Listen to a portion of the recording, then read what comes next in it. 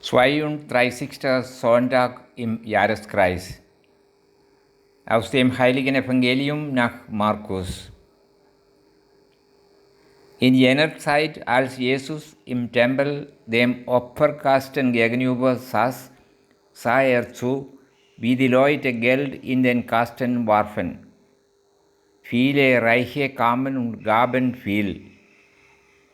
Da kam auch eine arme Witwe und warf 2 kleine Münzen hinein. Er rief seine Jünger zu sich und sagte: Amen, ich sage euch, diese arme Witwe hat mehr in den Opferkasten hineingeworfen als alle anderen. Denn sie alle haben nur etwas von ihrem Überfluss hineingeworfen.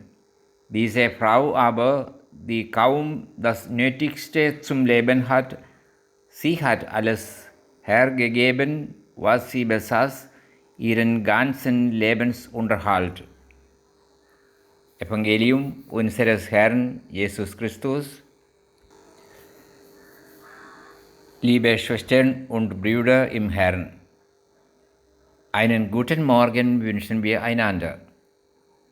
Wir haben soeben gehört, dass auch Jesus im Tempel Gottes sind wie das Volk. Es war die Zeit der Opferung.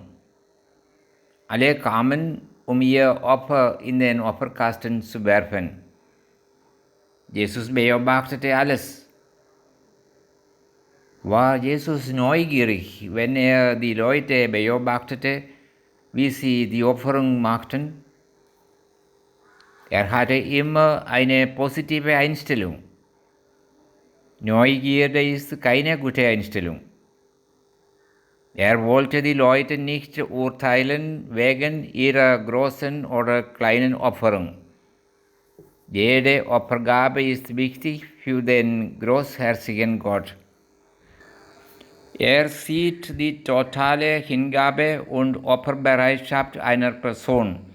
Für die arme Witwe ist Gott ihr Besitz, wenn sie ihren ganzen Unterhalt vor Gott legt. Es ist eigentlich ihr Leben, das sie Gott opfert. Es ist ihre Lebenshingabe. Die arme Frau, die 2 kleine Münzen in den Opferkasten warf, ist eine Witwe. In einem doppelten Sinn ist sie arm. Sie hat niemanden auf Erden, der sie auf Erden unterstützt. Deswegen ist sie total arm. Sie aber steht unter dem Schutz des Höchsten.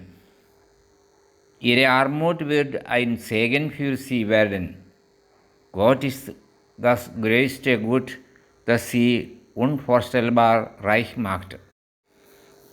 Es ist gar nicht einfach für uns, alles im Leben aufzugeben, um Gott zu ehren und zu lieben.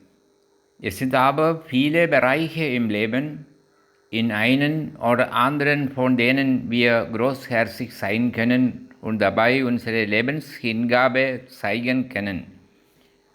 Gott sieht und anerkennt alle unsere Möglichkeiten. Jede Lebenshingabe ist Hingabe der Liebe. Wie in einer Erzählung Jesu steht, alle 3, die unterschiedlich Denare für Bewirtschaftung erhalten haben, sind wichtig in der Auswählung Gottes. Jeder aber war verantwortlich für die Aufgabe und jeder wird dafür belohnt. So ist es auch in unserem Leben. Es ist wahr, dass wir in einem oder anderen Bereich des Lebens,